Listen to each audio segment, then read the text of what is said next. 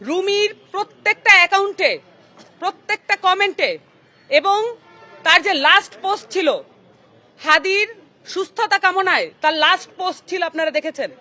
এই লাস্ট পোস্টের কমেন্টে পর্যন্ত তাকে বুলিং করা হয়েছে। পাই যে আমাদের সহযোদ্ধা রুমি, তার মরদেহ যখন আমরা এভাবে ঝুলন্ত অবস্থায় পাই, যেমনটা ভাবে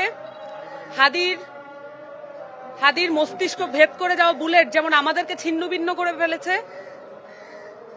রুমির ঝুলন্ত মরদেহ আমাদেরকে, এই বাংলাদেশের সকল মানুষকে এবং আমরা যারা এনসিপি সহ অন্যান্য যারা জুলাইয়ের সম্মুখ সারির যোদ্ধা ছিলেন সকলকে এই ঝুলন্ত অবস্থায় আমরা দেখতে পাচ্ছি। আমরা দেখেছি জুলাই ঘোষণাপত্রে জুলাইয়ের যারা সম্মুখ সারির যোদ্ধা, যারা শহীদ পরিবার এবং যারা আহত হয়েছেন, যারা এই পুরো অভ্যুত্থানে সক্রিয় অংশগ্রহণ করেছেন, তাদের নিরাপত্তার কোনো ব্যবস্থা করা হয় নাই। আমরা এও দেখেছি জুলাই সনদ এবং সংস্কার নিয়ে দিনকে দিন আলাপ কমিয়ে দেওয়া হচ্ছে। এমত অবস্থায় যখন পুরো দেশটাকে একটা এমন নির্বাচনের দিকে ঠেলে নিয়ে যাওয়া হচ্ছে, যে নির্বাচনে কিভাবে পুলিশ বাহিনী, আইন শৃঙ্খলা বাহিনী এবং অন্যান্য যে নির্বাচন কমিশন সহ এই রাষ্ট্রীয় সংস্থাগুলো কিভাবে কাজ করবে সেটার কোনো সঠিক কোনো রোডম্যাপ নাই। একই সাথে নির্বাচন কমিশন শরীফ ওসমান হাদির মৃত্যুসজ্জায় অবস্থায় কটাক্ষ এবং উপেক্ষা ভরে যে মন্তব্য করেছে প্রধান নির্বাচন কমিশনার, আর কত উপেক্ষা হলে, আর কত মরদেহ হলে নির্বাচন কমিশন নিজেদেরকে সজাগ দৃষ্টি দিবে? আমরা বারংবার বলে এসেছি এনসিপির জায়গা থেকে, পূর্ববর্তীতে আমাদের যে শাপলা কলি না শাপলা এই বিষয়ক যখন আলোচনাগুলো চলছিল, আমাদের আলাপগুলো কখনোই নির্বাচন কমিশনের আমাদেরকে কি প্রতীক দেওয়া হবে এই বিষয়ক ছিল না। আমরা বারংবার বলে এসেছি এই নির্বাচন কমিশন কোনোভাবেই একটি ফেয়ার নির্বাচন কমিশন নয়। এই নির্বাচন কমিশনে যারা কমিশনার নিয়োগ হয়েছে, তাদের নিয়োগ কিভাবে হয়েছে আমরা পরিষ্কারভাবে জানতে চেয়েছিলাম। রুমির প্রত্যেকটা অ্যাকাউন্টে, প্রত্যেকটা কমেন্টে এবং তার যে লাস্ট পোস্ট ছিল হাদির সুস্থতা কামনায়, তার লাস্ট পোস্ট ছিল, আপনারা দেখেছেন। এই লাস্ট পোস্টের কমেন্টে পর্যন্ত তাকে বুলিং করা হয়েছে। গত 13ই নভেম্বর রুমি ধানমন্ডি থানায় একটি জিডি দায়ের করে এবং সেখানে অ্যাকাউন্ট এবং ফোন নাম্বার সহ হুমকিদাতাদের লিস্ট সে উপস্থিত করে। আমরা যেটা জানি এইসব কাজ আসলে গোয়েন্দা বাহিনী তথা ডিজিএফআই এসবির, কিন্তু আমরা আমাদের পক্ষ থেকে তদন্ত করে যে এই তথ্য উপাত্ত তাদের কাছে দায়ের করছি, প্রমাণ যেগুলো হাজির করছি, সেই মোতাবেক আমরা কোনো ব্যবস্থা নিতে দেখছি না। অন্যদিকে সবগুলো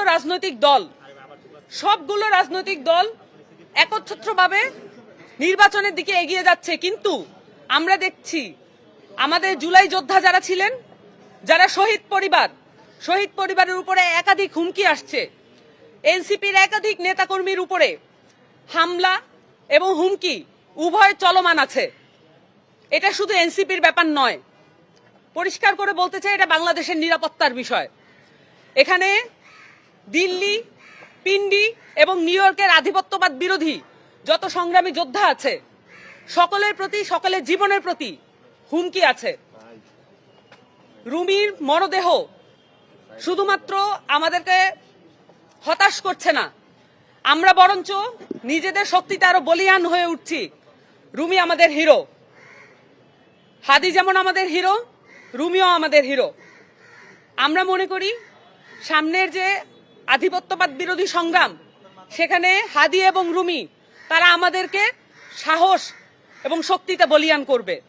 কিন্তু তার মানে এই নয় যে রাষ্ট্রীয় প্রতিষ্ঠানগুলো, নির্বাচন কমিশনের মতো রাষ্ট্রীয় প্রতিষ্ঠান যেভাবে তারা পক্ষপাতমূলক আচরণ এই মুহূর্তেই করছে, এক এক রাজনৈতিক দল, এক এক রাজনৈতিক পক্ষের প্রতি তাদের আচরণ বিমাতা সুলভ, কোনো রাজনৈতিক পক্ষের প্রতি, কোনো রাজনৈতিক দলের প্রতি তাদের আচরণ সম্মোহনীমূলক। তো সেই ক্ষেত্রে আমি পরিষ্কার করে বলতে চাই, রাষ্ট্রীয় প্রতিষ্ঠানগুলো এবং আমাদের নির্বাচন ব্যবস্থা সংস্কার এবং সনদের প্রতি আমাদের মনোযোগ দেওয়া উচিত। সম্ভবত আমরা সেখান থেকে মনোযোগ সরিয়ে ফেলছি।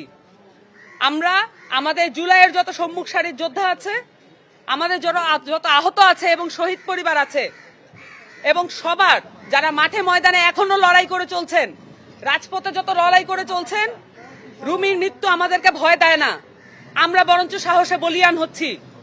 রুমি এবং হাদি আমাদের হিরো।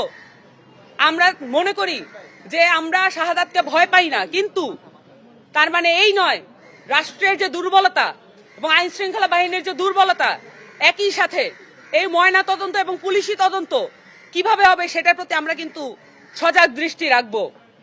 এখানে কোনোভাবেই যাতে তথ্য গোপন করা না হয়, কোনোভাবেই যাতে যেসব সম্ভাবনা আমরা দেখতে পাচ্ছি সেই সম্ভাবনাগুলো যাতে আড়াল করা না হয়, এই প্রচেষ্টাগুলো ধূলিসাৎ করে দিতে হবে। আমরা একত্র আছি, আশা করি আপনারাও একত্র থাকবেন। কোনোভাবেই জুলাই যোদ্ধাদের চোখ থেকে আড়াল করা যাবে না, সম্মুখ সারির যোদ্ধাদের চোখ থেকে আড়াল করা যাবে না, তরুণ জনগোষ্ঠীকে চোখ থেকে আড়াল করা যাবে না। তাদের নিরাপত্তার দায়িত্ব আমাদের সকলের। এটা রাজনৈতিক দল বা ব্যক্তি বিশেষের স্বার্থের ব্যাপার নয়, এটা বাংলাদেশের স্বার্থের ব্যাপার। আমরা মনে করি যে আপনারা সকলে একত্র থাকবেন এবং আমাদেরকে কন্টিনিউয়াস সাহস এবং মর্যাদা দিয়ে যাবেন, যাতে করে জুলাই যোদ্ধারা যেই ফাইটটা রাজপথে করছে সেটা সংসদ পর্যন্ত নিয়ে যেতে পারে। সকলকে ধন্যবাদ।